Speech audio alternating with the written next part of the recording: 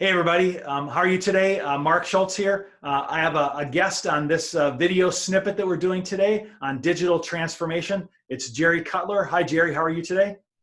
Hey, Mark, I'm doing great. How about yourself? Yeah, I'm doing good, Jerry. Thank you. Hey, Jerry and I have worked together in the past, and you may have seen some of the other videos that we've done here recently. And Jerry has a long history of operations at airlines, and did an airline startup at one point in time, and worked at Boeing as at the manufacturer. And that's really where Jerry and I met, was during that time when we both worked at Boeing.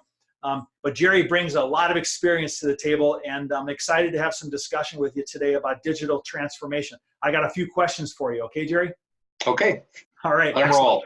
Hey, listen, we've done a lot of things together. We've even traveled internationally together, and we've visited some airlines, and we've seen some really interesting things.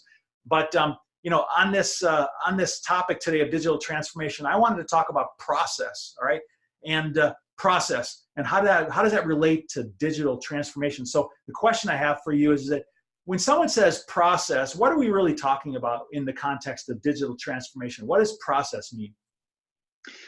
So I think about the operators themselves of the digital transformative tools, right? It's all kinds of tools, whether it's paper or electronic. It requires some type of guidance on what you're going to do with that paper or with that tool. And so I guess you could look at them as two sides of the same coin. You can have tools, and if no one's trained on them, they will be really nice paperweights if they're tangible. If you just have process, you still have potential major gaps if you don't have the right tools. And the example you and I have talked about before is using a whiteboard in an airline operation to control deferred items on an aircraft. It's not very conducive to communication. So there may be it's not efficient. There's a tool there, there's a process there, but they're not necessarily the right match. That, you know, communication process needs to use the right tool in the right way to be effective. Yeah. And that combination is what is able to allows you to improve your operation. Yeah.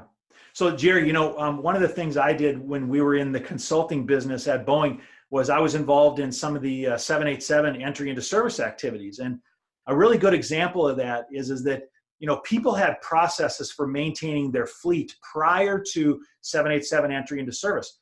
And one of the things that we had to do is we had to map out the processes that they were using on maintaining or servicing the aircraft.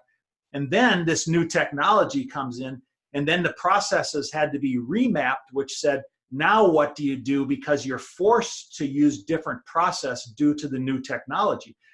And then you would bring out the new process for supporting of that new aircraft, that 787. So when I think of process, I think of, hey, we had a was condition, which was supporting some circumstance, like maybe one type of airplane, you know, before. We bring in new technology, and now the process has to change to support the technology that's there, all right? And so I kind of have this vision of process and technology work together to produce the proper result. Is that the kind of thing you're talking about? Yeah, absolutely. And in many of our customers, what we start with is kind of a upstream from process, or higher elevation from process. In other words, we map out their functions.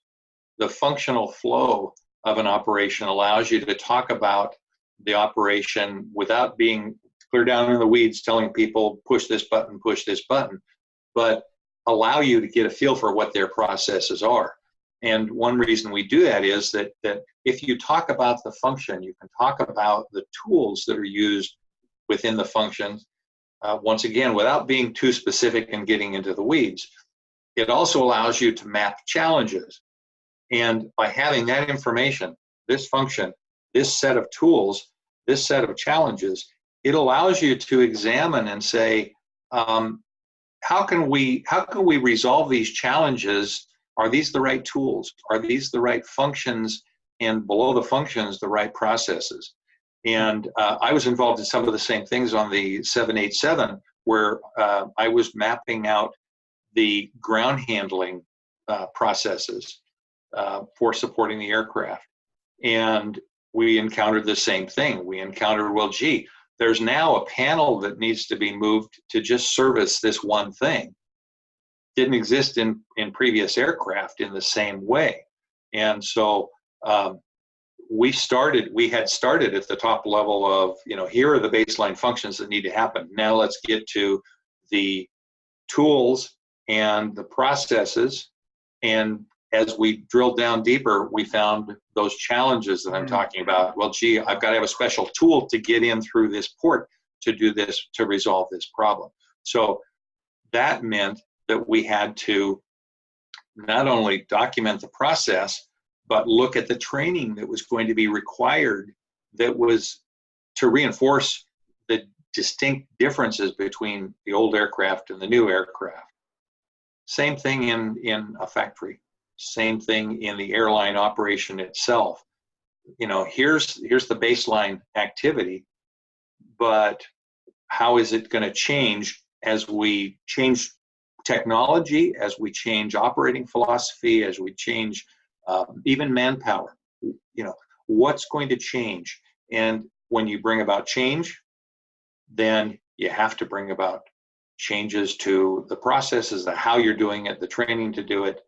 And otherwise, the example I mentioned to you a while ago was, you implement a tool, a software tool, for example, but you don't train your people on it, and therefore the people, the users of the tool, simply comment, well, the tool doesn't do this, this, and this. And it's not the tool doesn't, it's that they haven't been trained to use it. So they have to have that. They go hand in hand, technology and training. You can't just implement a computer and then walk away. So Jerry, in your business, I see you doing these kind of things. Is that what is it that you specifically offer to people in your business around this area of process, functions, tools, challenges? What is it you do with people around this area? I think one of the most important pieces is and different names for it. Process reengineering is what it was called when I first started doing it years ago. Lean is what Boeing calls it, but it's process improvement is one of the most important pieces. The reason I talk about starting at a function level is because it gives you a framework to drill down into processes. It gives you that framework gives you the structure of the operation without getting too detailed, but enables you to go detailed and keep in mind the context of the entire operation.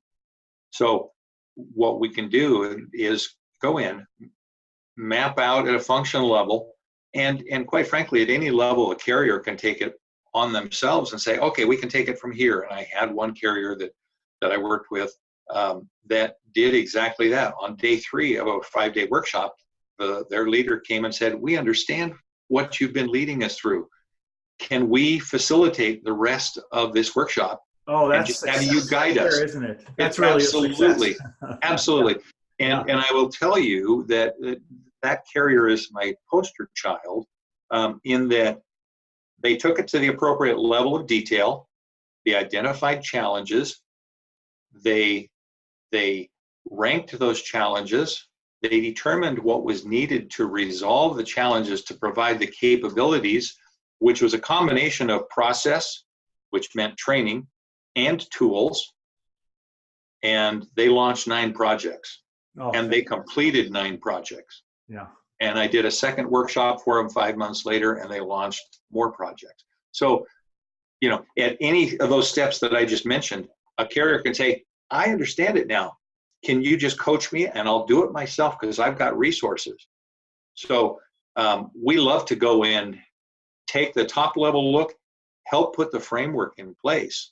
It's a look at the function level, maybe a little bit of the task level, but starting at the function level with the tools and the challenges and the training and the work guides, all those various things that lead to an effective operation. And I've had several carriers, in fact, here in the US as well as offshore, who said it's amazing that and we tend to target a 1-week workshop for this top level of understanding the operations health study type of understanding. In a week, I've had CEOs say, how did how do you get all this information about our operation in really what was 4 days of Yeah. workshops and interviews and observations and that type of thing? Process. Yeah. It's yeah, absolutely is.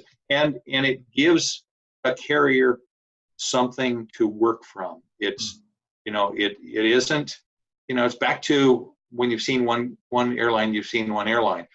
Every airline is different. They all do the same thing. Everybody loads airplanes, unloads airplanes, fuels airplanes, you know, has tickets. Everybody has these pieces, but how you load and unload, how you fuel, how you manage your fuel. You talked about weight and balance. I've had the same exact experience, paper and then drive it for 20 minutes to get it to the airplane. Yeah.